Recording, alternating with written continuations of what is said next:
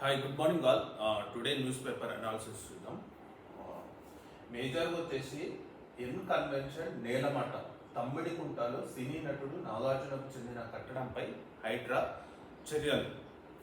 మీకు అందరికీ తెలిసిందే, రీసెంట్గా రేవంత్ రెడ్డి హైడ్రా అనేది అంటే హైదరాబాద్ డిజాస్టర్ రీహాబిలిటేషన్ సంథింగ్ ఉంటుంది పేరు.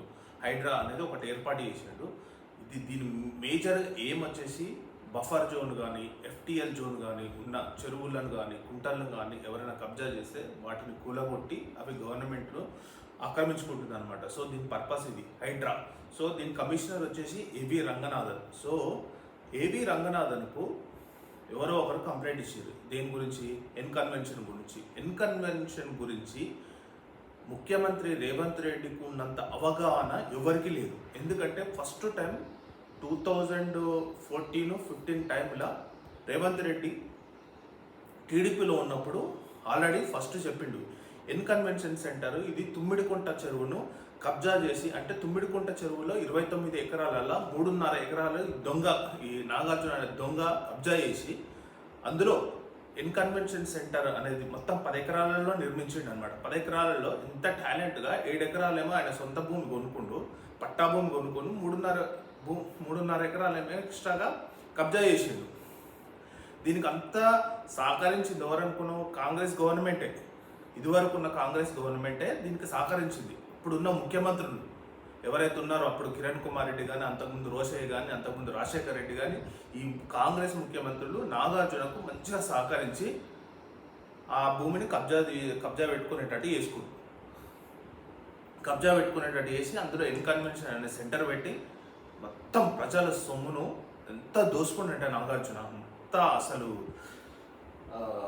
ఎంత ఇది. దీని గురించి ఫస్ట్ కొట్లాడింది ఎవరంటే కేసీఆర్ ఫస్ట్ టైము దీని గురించి చెప్పిండు అనమాట. నాగార్జున ఒక కబ్జాకోరు, ఈ కబ్జాకోరుడు మొత్తం నిమ్మగడ్డ ప్రసాద్, నాగార్జున ఇద్దరు కబ్జాకోరులు భూములు మొత్తం కబ్జా చేస్తున్నారని కేసీఆర్ ఆల్రెడీ మొత్తం ఇచ్చేసిండు. ఎప్పుడైతే టీఆర్ఎస్ గవర్నమెంట్ వచ్చిందో మొత్తం కామ్ అయిపోయాడు కేసీఆర్, మొత్తం కామ్ అయిపోయాడు.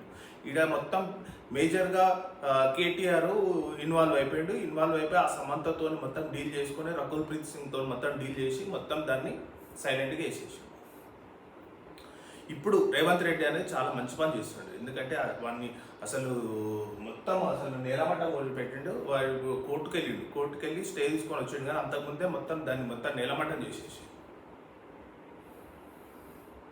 మళ్ళీ ఎక్స్లో ఏం పోస్ట్ చేస్తున్నా, అంగుళం కూడా నేను ఆక్రమించలేదని నాగార్జున పోస్ట్ చేస్తున్నాడు. సిగ్గులు అజ్జా ఉండాలి మన వీడికి. అసలు వీడు హీరోగా ఎట్లయిండో ఏమో అసలు అర్థం కాదు. కానీ ఈ కబ్జాలు పెట్టడం ఏంది అది అసలు అర్థం కాదు. అసలు 3.5 ఎకరాలు తుమ్మిడికి హైటెక్ సిటీలో అంత మేజర్ ప్లేస్లో 3.5 ఎకరాలు కబ్జా. వీనికి ఆస్తి లేదా, లేకపోతే అంతస్తులు లేవా? వీనికి మస్తు ఆస్తులు పెట్టుకొని వీడు ఎంత ఘోరంగా కబ్జాలు పెట్టుకోండు దరిద్రుడు. దీని గురించి మళ్ళీ కోర్టుకు స్టే తెచ్చుకోండి ఇప్పుడు. కానీ అంతకుముందే మొత్తం ఇది క్లియర్ మొత్తం ఇది అని చెప్పి మొత్తం క్లియర్ కట్గా చేస్తుంది.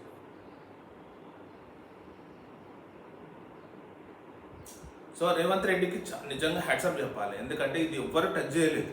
టీఆర్ఎస్ గవర్నమెంట్ టచ్ చేయలేదు, కాంగ్రెస్ గవర్నమెంట్ కూడా టచ్ చేయలేదు. కానీ రేవంత్ రెడ్డి మాత్రం ఫస్ట్ పర్టికులర్గా ఈ విషయంలో మాత్రం చాలా సీరియస్గా ఉన్నాడు. ఎందుకంటే దీని గురించి మొత్తం తెలుసు రేవంత్ రెడ్డికి. ఎందుకంటే ఇప్పుడు టీడీపీలు ఉన్నప్పటి నుంచి దీని గురించి మొత్తుకుంటుండు.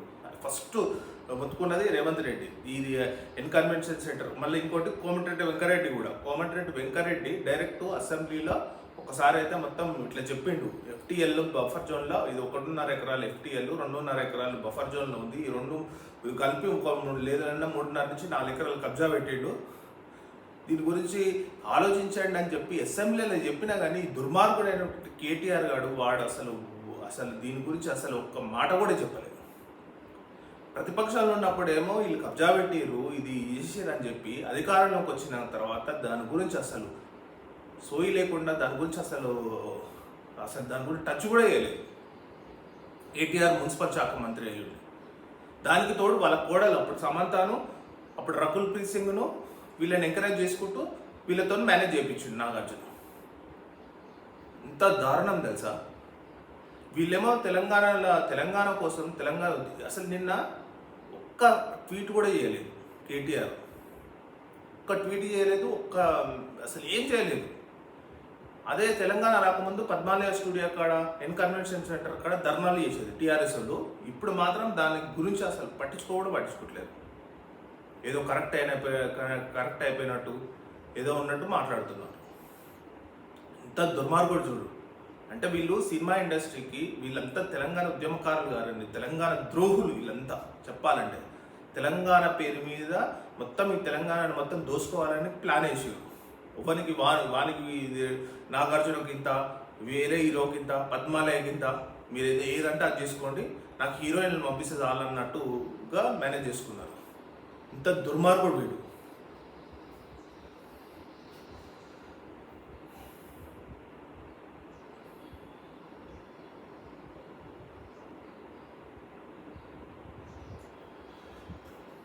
అసలు దాని గురించి ఎవరు ట్వీట్ కూడా చేస్తలేరు. ఎవరు సినిమా ఇండస్ట్రీ నుంచి కానీ ఎవరు కానీ. ఎంత ఇప్పుడు వీళ్ళు వీళ్ళు దొంగలు, వీళ్ళు హీరోలు అని పేరు చెప్పుకున్న బయట తిరిగే ఒక దొంగలు, వైట్ కలర్ దొంగలు చెప్పాలంటే.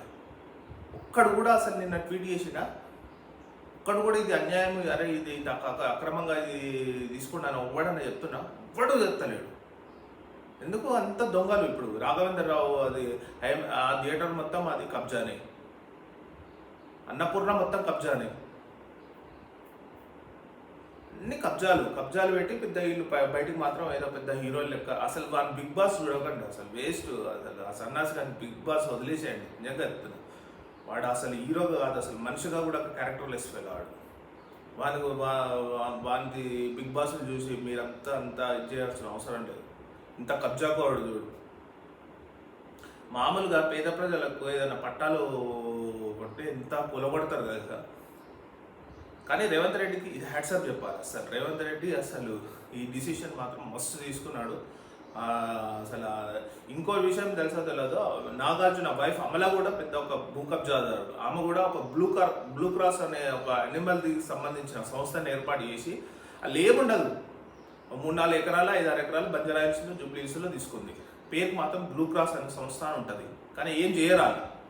ఏదో 10 కుక్కలను 15 కుక్కలు 20 కుక్కలను పెంచుతారు, ఏదో బయట పెంచుతున్నట్టు నటిస్తారు. కానీ వేరే చేసే మాత్రం వేరే ఉంటాయి, పూర్తిగా వేరే ఉంటాయి బ్యాక్ సైడ్ మాత్రం. కానీ పైకి మాత్రం బ్లూ క్రాస్ అనేది ఒక సంస్థ ఏర్పాటు చేసి ఒక 4-5 ఎకరాల భూమి గవర్నమెంట్ నుంచి లీజుకు తీసుకొని వీళ్ళు చేసేదంతా కమర్షియల్ యాక్టివిటీస్. పేరుకి మాత్రం ఏదో బ్లూ క్రాస్. నాకు తెలిసి రేవంత్ రెడ్డి బ్లూ క్రాస్ మీద కూడా చర్యలు తీసుకోవాలి. అసలు ఆమెకు అమ్మలాకి ఎందుకు చెప్పు, 4-5 ఎకరాల భూమి బంజారాహిల్స్ జూబ్లీహిల్స్ ఏరియాలో.